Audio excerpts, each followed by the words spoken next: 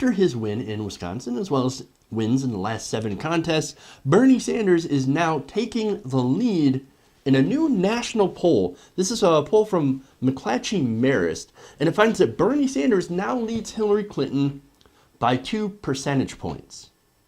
Now, margin of error, it's important to note that the margin of error is about 2.7%. So essentially, statistical tie. Interesting. Now, that national lead has been shifting back and forth between Bernie Sanders and Hillary Clinton, and now we've got a statistical tie, and Bernie Sanders seems to have all the momentum coming out of these recent contests.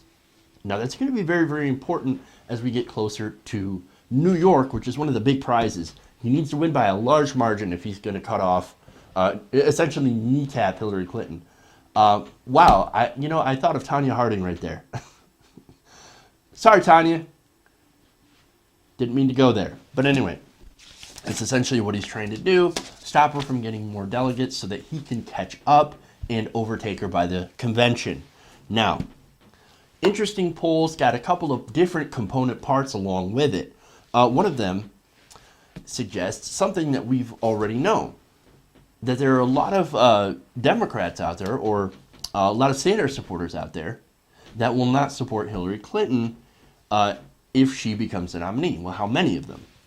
Well, it turns out that a quarter of voters supporting Bernie Sanders say that they will not back Hillary Clinton in a general election. Now, in numbers, that's about 69% of Sanders supporters say that they would support Clinton, so it's about 31 that say that they will not. So that's just over a quarter. Wow.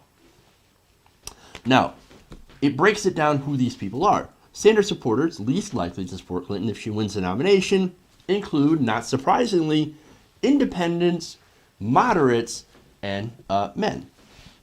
Now, of course, seeing that last category there, men, the Clinton campaign's automatically going to point out and say, see, it's a bunch of sexists that hate Hillary Clinton. That's why they won't vote.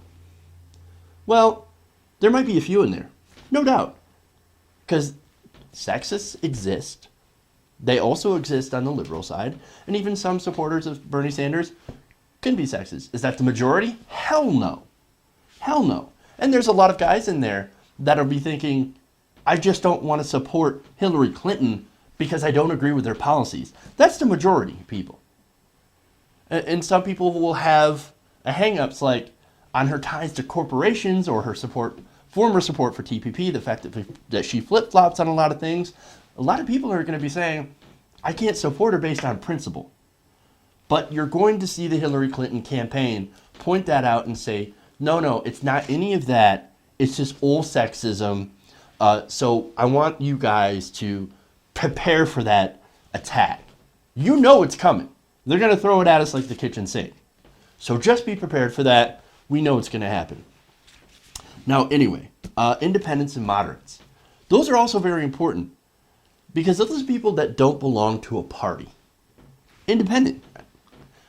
They don't belong to the Democratic Party, and they're really signing up for the Democratic Party because they back the policies of Bernie Sanders. I think some of them think that the Democratic Party, and I'll agree with them, has gone too far to the right and that they want to bring it back. Now, what's important is that these moderates and independents make up a majority of the country. Those are the people you need to win in a general. So to see that there's such a large portion of independents and moderates that are not going to back Hillary Clinton if she wins the nomination, that should send a red flag over to the Democratic Party right now. And say, look, we need independents, we need moderates to win the general election. We're not going to get that if we nominate the less electable candidate, Hillary Clinton. Now, that said, Sanders supporters least likely, sorry about that. Now, his backers who are most likely to support Hillary Clinton include minorities, Democrats, women, and people aged 18 to 44.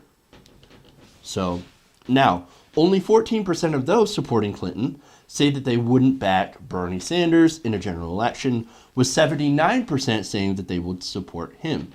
Now, once again, it's mostly Democrats, older people, as well as African Americans and other minorities. So very interesting.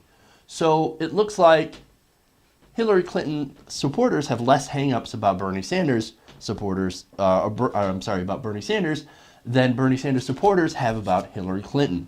That's very interesting. That also, I think, adds to the argument that Bernie Sanders is more electable. If they say, hey, you know what, I like Hillary Clinton, but I also like Bernie Sanders, where he's at. And so I would support him. That adds to him being the more electable candidate in the general election overall.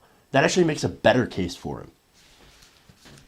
Though I'm sure some people could see it the opposite way. But anyway.